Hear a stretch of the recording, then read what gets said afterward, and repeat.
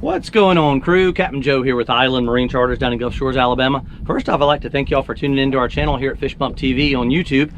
So you're here because you want to learn how to cast a rod and reel. Now, more specifically, what we use down here in our area on our charters is what we call a spinning reel, or an open face spinning reel, and that's what they look like. Now, you may be familiar with that, maybe not, but this is the kind of gear we use down here.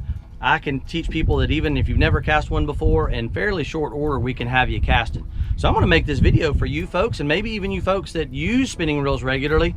Maybe I can give you some pointers and tips. We're out here over 200 days a year. We see all kind of different techniques and styles, and man, we see things that work. Sometimes we see things that don't, and I'm going to see if I can give y'all some little tips, a little bit of advice, some little pointers. Obviously, the better you can cast, the further you can cast, and the more accurately you can cast, the more fish you're going to catch. And we want to catch as many fish as possible every day when we're out here.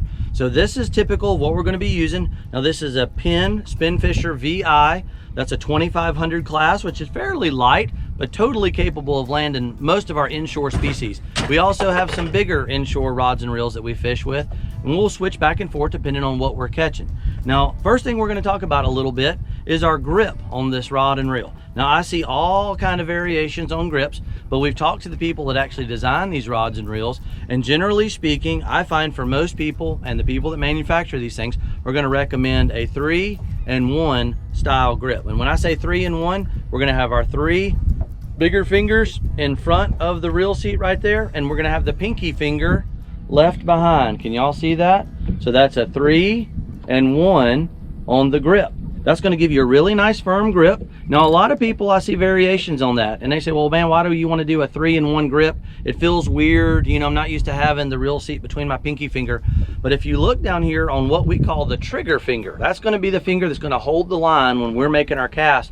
That's going to put your trigger finger in a perfect position to reach down and pick up that line when you're ready to open up the bail and make your cast. Now, I see variations on that. Sometimes I see people hold their finger way back here, but even with fairly long fingers, it's hard for me to reach that line and get a good grip on it. It also, when you make a cast doing that and you let go with that finger, there's a chance of that rod just kind of flying out of your hand. We don't ever want that to happen. We want to keep that rod in the boat. We want to be sure you've got a good grip on the rod. It also allows you, with that 3-finger-in-1, when the bite is kind of delicate or sensitive, you can run your index finger right up here close to the blank of the rod, and you can feel and detect that bite with a little more sensitivity. It also gives you more leverage on the rod. A lot of the fish we catch out here, even though these are fairly small rods and reels, we catch big fish that pull really hard. And the further up you are on the rod, on the grip, the more power or leverage you're going to have. If you're way back here, you just don't have as much leverage. So if you were trying to hold it from here, you don't have much strength, puts a lot of strain on your wrist. If you move up here, you have a little more leverage, but not as much as if you're all the way up here. So that's one of the first things we talk about, is that grip. And I recommend a 3-in-1. I do see some people use a 2-in-1. Sometimes you can alternate back and forth. What we're going to be looking at next is the positioning of the lure. You can see this lure is hanging about 6 inches or so. Generally, I would recommend 6 inches to a foot from the rod tip. Now, you'll notice I just reached down here. If we need a little more line, a lot of times you can just grab the line and pull out extra. You can reel it back up with the crank if we need a little bit closer. Now, this is another thing I see people do frequently, is if they can't reach it with this, what do? Sometimes people will pull it up to their finger, but that will often result in a tangle or a snarl when you go to cast. So what you're going to want to do, and it's going to give you the most trouble-free operation, is to use your left hand to bring that rotor right around so that you can pick up that line with your trigger finger. So you want the line as close to the rod and reel as possible when you're going to get ready to make that cast. And I'm going to demonstrate that real quick. See, we got our grip, 3 fingers, pinky finger gets left behind. We're going to reach down with our trigger finger and lightly hold that line just halfway across our finger, that last joint. You don't have to grip it super tight. Just hold it nice and light, just across the very end of your finger. We're going to reach up here with your left hand, and we're going to open up that little mechanism. That little wire mechanism is called the bail, and that's what holds the line on the spool before you get ready to cast. But when you're going to want to get ready to cast, you're going to want to open that bail. Next thing you're going to want to do is look where you want that bait to go. I see a lot of times people cast and you don't really have a target. They just kind of casting randomly, and that can be okay for some situations, but a lot of times we're trying to cast to a specific point. So you're going to want to look where you want that lure to go. You're going to take your left hand at this point now and put it right here at the bottom of the rod. Very, very bottom end of the rod. That's going to give you a lot of leverage. That cast, there's going to be a lot of wrist and elbow. You're not going to have a lot of shoulder. I don't recommend the one-handed kind of over the shoulder action. It's real hard on your body. It's hard to do. It takes a lot of energy. And if you never get used to using just your wrist and elbow, it's going to be just a flick of the wrist. It's a real gentle. Don't have to be a big, strong person, super physically fit. And it's just going to be a nice little flick. And we're going to go just like that. I'm going to kind of follow the lure through the arc. We're going to kind of point the rod to it. As soon as it hits the water, we're going to kind of start our retrieve. And we're using the crank to do that. So we're just turning that crank nice and easy. We're going to bring that lure or that bait right back to the boat. I just had a bite just then. Hopefully I'll catch one on our casting demonstration. That would be awesome. So now I've brought this lure back up. It's about a foot or so from the rod tip. This line is kind of here off to the side. I'm just going to use my left hand to bring it right back up where I can reach it with my trigger finger. I'm going to reach up here with my left hand and open the bail. You can hear it click. It's a real pronounced click. I'm going to look the way I want this thing to go. I'm going to take my left hand, put it right here at the base of the rod. I'm going to send it out there. Just a nice little flick. I'm pointing it at the lure as it's flying through the air. I've closed the bail with my hand when it hit the water. We'll make sure that line is also in the roller. You want to be sure it's in that roller mechanism. Maybe I can get another bite on that cast. That would be awesome. And see, we're just kind of working this little lure. We're just twitching it, giving a little bit of action.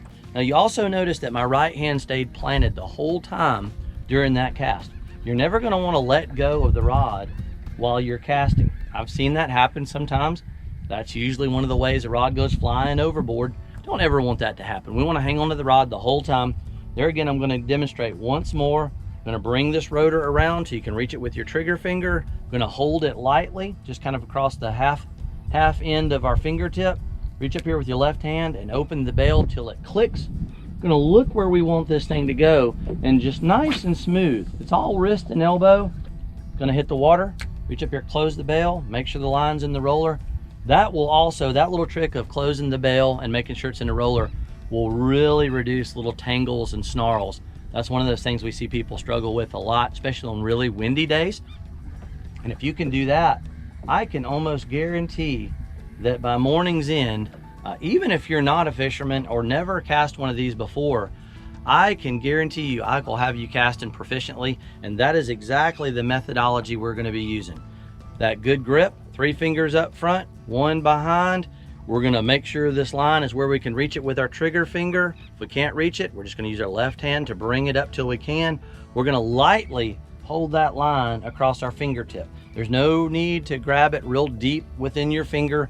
That makes a precise release on your cast kind of difficult. So just a nice, easy, light hold. Open the bail till it clicks. Look the direction you want this thing to go, and there she goes.